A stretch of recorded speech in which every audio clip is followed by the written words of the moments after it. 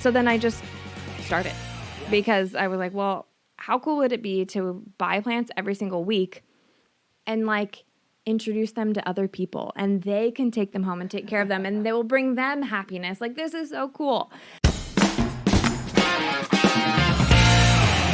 Hey, Islanders, and welcome to episode 114 of the Camano Voice. Today, I continue my conversation with Dr. Kaitlyn Goubeau.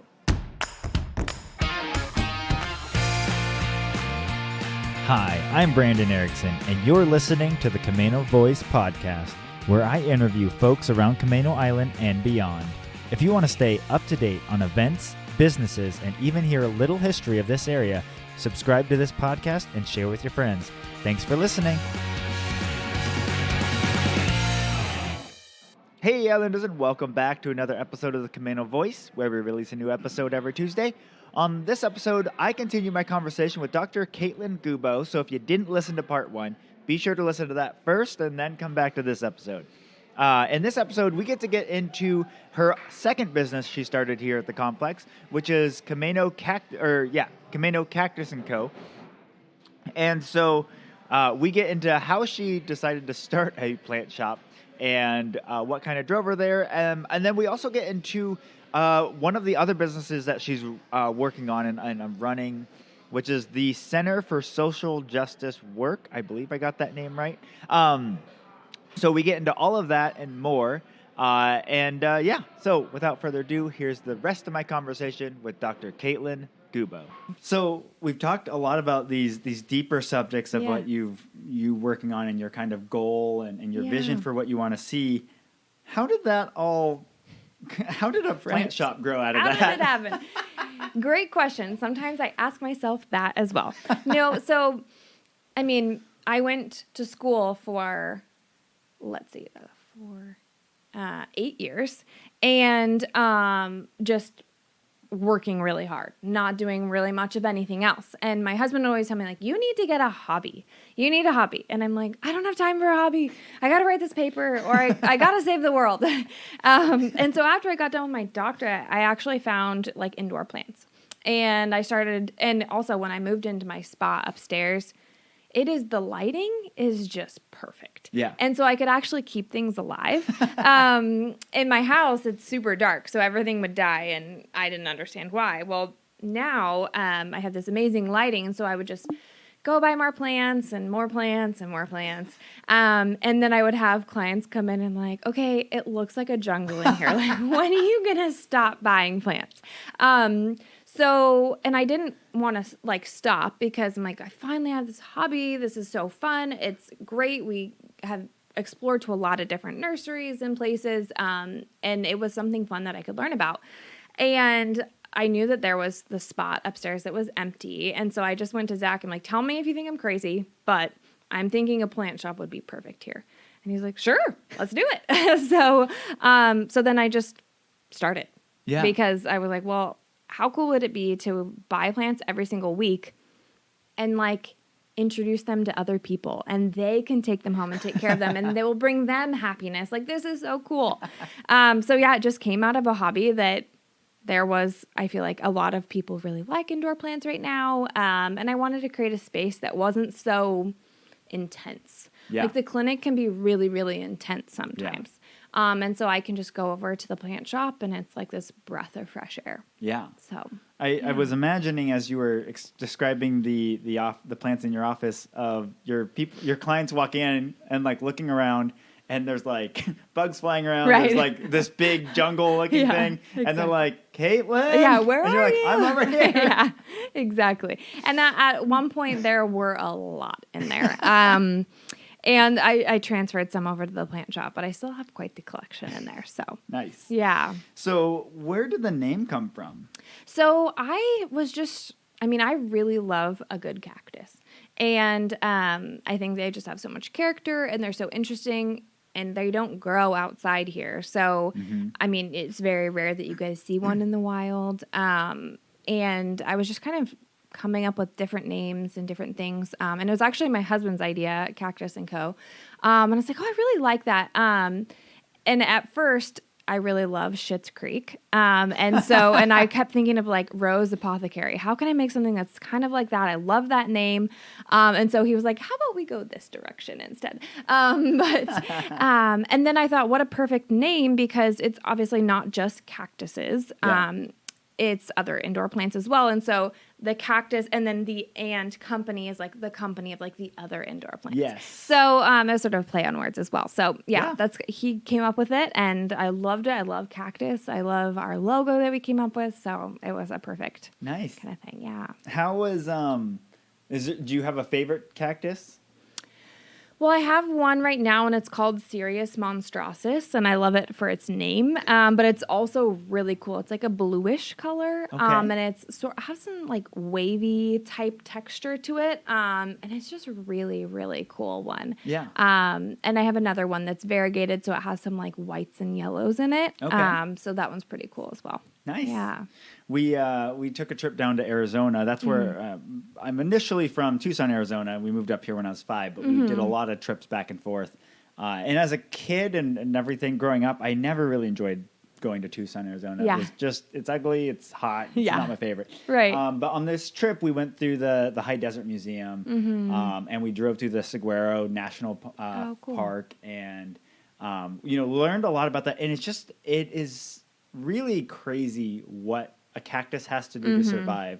Yeah. And they get to this point, like they're not like trees where the longer a tree goes, the higher chance it's just going to keep going and going. Because like it's past its point of like just dying because of something. Yes. So it just keeps going. Yeah. Like cactuses have to fight so hard just to get to like 6 inches tall. Yes. And then it never gets easier for them. They've got droughts, they've got things. Yeah. And then when they finally get to like adulthood at 150 years old, then like a windstorm can come and they fall over in it. Like yeah.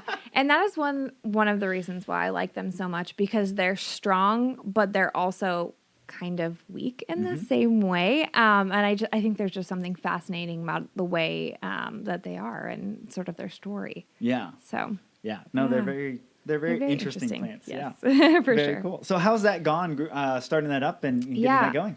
I mean, I sort of just started it like randomly, so there wasn't too much prep work, which I wouldn't necessarily recommend, but it was really fun. And we're actually much busier than I thought we would.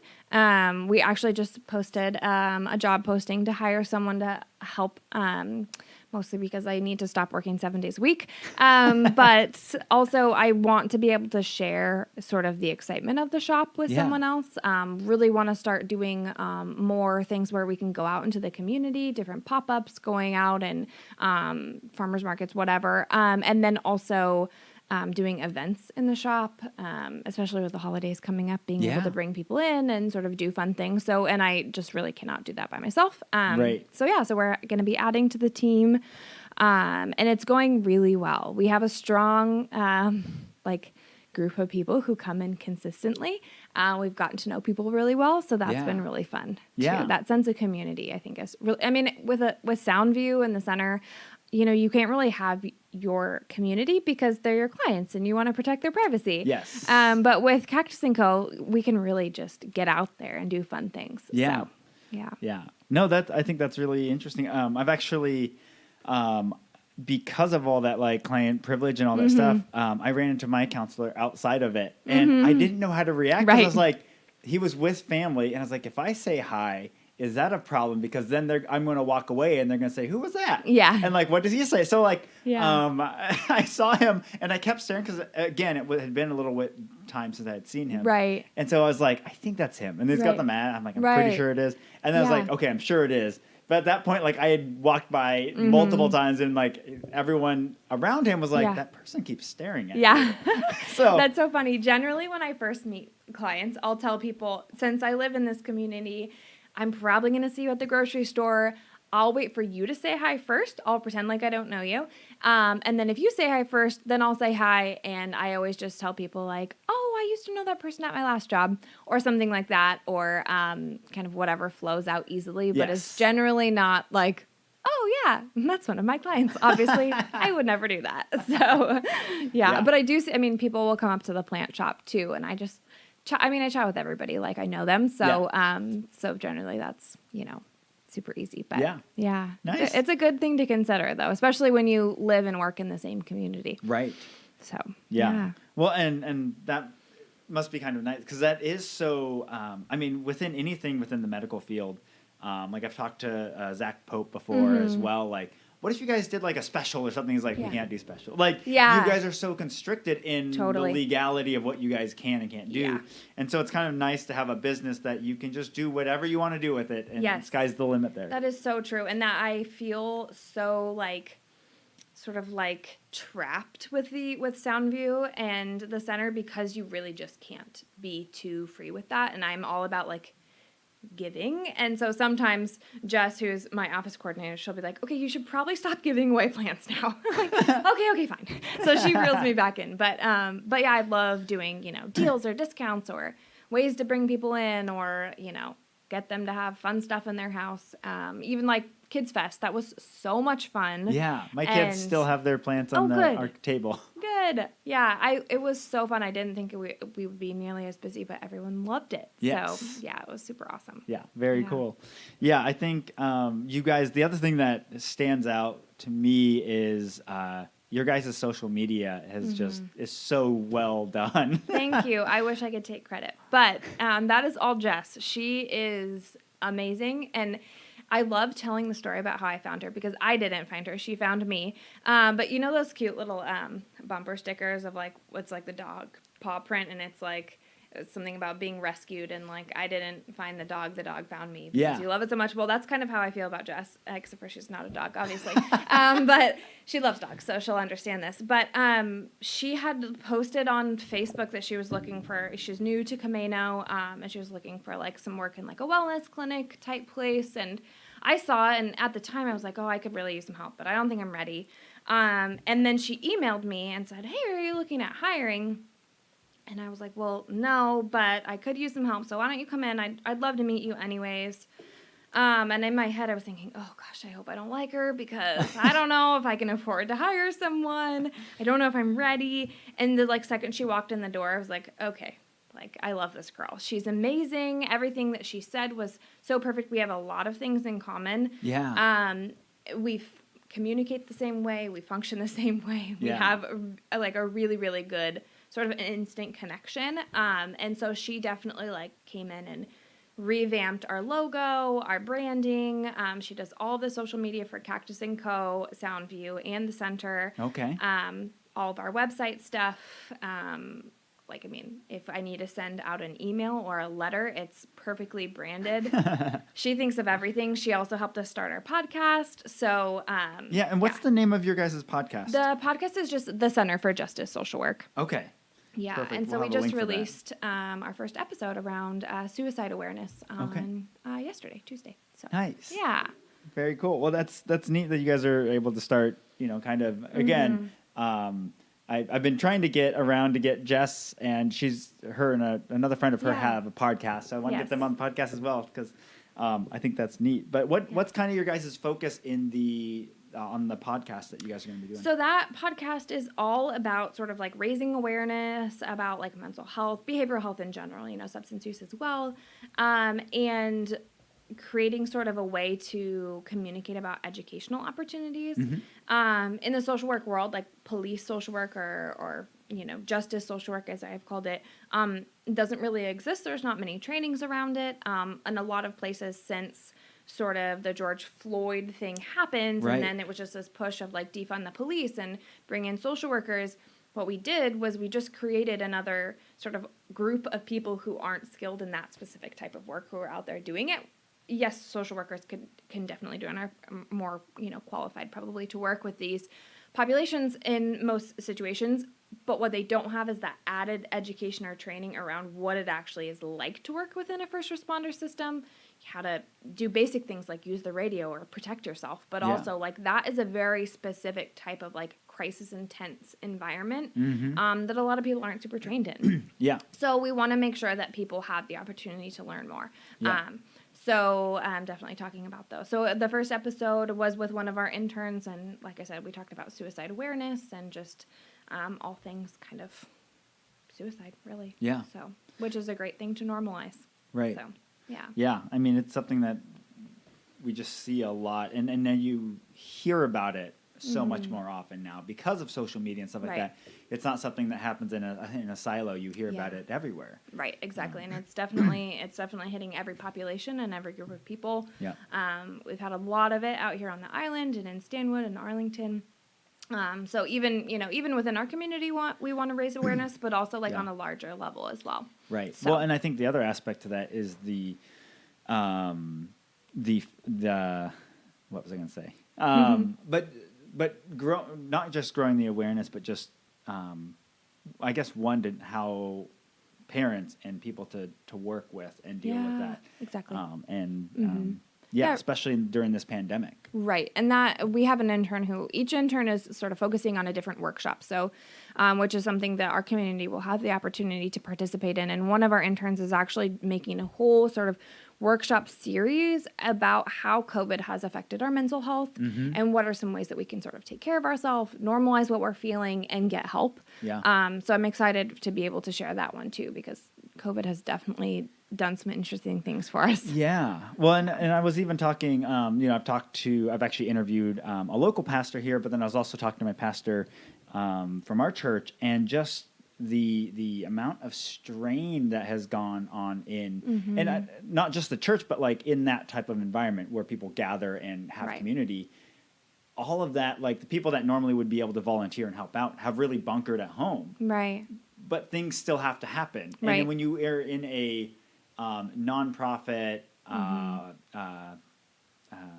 volunteer basis, yes, it's hard enough when you're paying people for them to show up, but when they're not being paid, it's all of that falls to the leaders. Right. They have to step in. So most of them have been working ridiculous hours and volunteering when they really need to be home with their family, but they can't because things still need to happen. Right, exactly. So. And I felt really lucky with my team that everyone has been so easy to work with, that going through a pandemic with people, I was like, oh gosh, that's going to be really hard. But it's been really nice to have a team of people who we're doing it together too. So I think that's the key, really. Yeah. So another aspect of that I wanted to touch on real quick is you went from working in these social situations as a ride-along in these different aspects. How has management and hiring team members and managing people, how has that kind of developed for you? Yeah, so I've always loved leadership and thought that aspect of things is super fascinating. And when I was at the police department, I went to a conference, and it was, now I'm totally going to blank on the guy's name, but he wrote a book. He's a Navy, he was a Navy captain. I'm probably saying the wrong thing, but it was around sort of oh my gosh, I'm totally blanking on the name. But Jocko Willing? No, it's someone else. But basically, when you lead through others, you give people the power to do the things, and you sort of just guide them. I feel super strongly about that. Also, giving people the time to really take care of themselves too. So at the clinic, my goal was, one, everyone is independent contractors. They're not employees, because what I want to do is help them instill sort of the skills to have their own practice and go off and do their own things. And so everyone has a business, and then I help them sort of create their own practice. Yeah. Because really, I don't care if you work for me or yourself or someone else, but the bottom line is you need to be able to keep doing it because we need you. Right. And we're going to need more people doing this work. And so my thing is, let's get you working not even a full 40 hours, because you need a life. You need to make a good wage, and you need to take care of yourself. And how can you do that on your own? Yeah. So that's a huge thing. But also, Jess talks a lot in her podcast with Haley about how she has Lyme disease. And I think so often we have this expectation of our employees, or even as an employee myself, feeling like there's this expectation that you need to work 60 hours and you need to put in, you never take a break. You're always thinking about work. You need to be dedicated and loyal to this business. And I'm just so not that way. You need to take care of you first. And so, Jess will have flare-ups and she won't feel good. I'm like, hey, work from home. Don't come in. Do what you need to do. We'll survive. We'll be fine. Let's be flexible and take care of each other. And I think that's one thing that I've felt really lucky to be able to be that kind of a leader. Yeah. Because I've seen how beneficial it can be. Yeah. And then you find the people who are like, wow, I've never been treated like this. Or even myself, there was very rare occurrences where I felt like, I could go to my boss and they'd be like, oh, I'm so sorry you're having a hard day. Like, take a day off or take a couple minutes, or do you need something? So yeah, I try to obviously take things seriously, but at the same time, like, you only get one life. So why overwork yourself? Why overextend? Like, have a life, have hobbies, do things, take care of yourself. Because at the bottom line is, if you can't take care of yourself, you're not going to be able to be a good provider for our clients. And you're really not going to be able to do a good job at work. Yeah. So, and I feel really strong that sometimes I think like, oh gosh, like, am I being too flexible, or what does this mean? Why do other places don't do this? Is it because it doesn't work? And my husband always reminds me, like, no, if you're passionate about it, if you feel strongly about it, you need to stick to it. Yeah. Yeah, there's going to be hard times, 110%, but there always will be. Yeah. Why not have it be for a really great reason that you're just taking care of your people? Yeah. So. Yeah. Yeah. Yeah. I think that aspect is really neat from a leadership perspective. And I think that's something I've tried to understand as I've delved deeper into that, some people call it like servant leadership. Yes, but having that's that what I was aspect looking of for. it. Servant leadership, yeah. Yeah, kind of having that aspect, but then also having the, because, especially when you have a small group as a team, you're a lot more, you're working alongside each other, you're next to each other. Once you grow to a certain size, that's a lot harder. You guys aren't automatically on the same page on things. And then, but how do you continue to have that kind of, I guess, ideology with it, but still making sure that, like, you're gone on vacation and people are like, oh, so the business didn't open today because no one showed up. I'm like, why? Like, right. So like, how do you kind of see that playing out? Yeah, totally. I think the biggest thing is, like, when I tell people right off the bat is, like, you're an adult, you're a professional. I trust that, you'll show up to work looking appropriate and acting appropriate. And when you say you're going to do something, you're going to do it. And I feel like just instilling trust in someone is, like, completely mind-blowing to a lot of people, because that doesn't usually happen. It's like, oh, we'll have a supervisor watching you to make sure you show up. Like, I don't do that. And I tell people that right off the bat. Like, if you're looking for specific structure, this is probably not the place, because I just trust that you're going to do your job and that you'll be here when you say you'll be here. And if you're not, okay, well, then we'll reevaluate. But I'm really big on just, like, having just low-key kind of conversations with people, checking in. How are you doing? How's life? What's new? Do you need anything?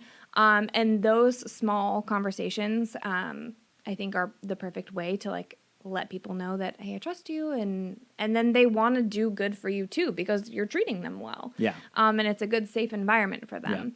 Yeah. But I also feel really strongly about, like, building your core group really strongly, and they are all on the same page. So when they go out to be sort of like a supervisor, quote unquote, they're practicing it in the same way as I am. So it's just continuing to serve, like, our team, and we're all on the same page about it. So, and I've talked a lot with Jess about kind of how do we maintain this close connection as we continue to grow our team, and we can continue to maintain that sort of vibe in our space, that it's safe.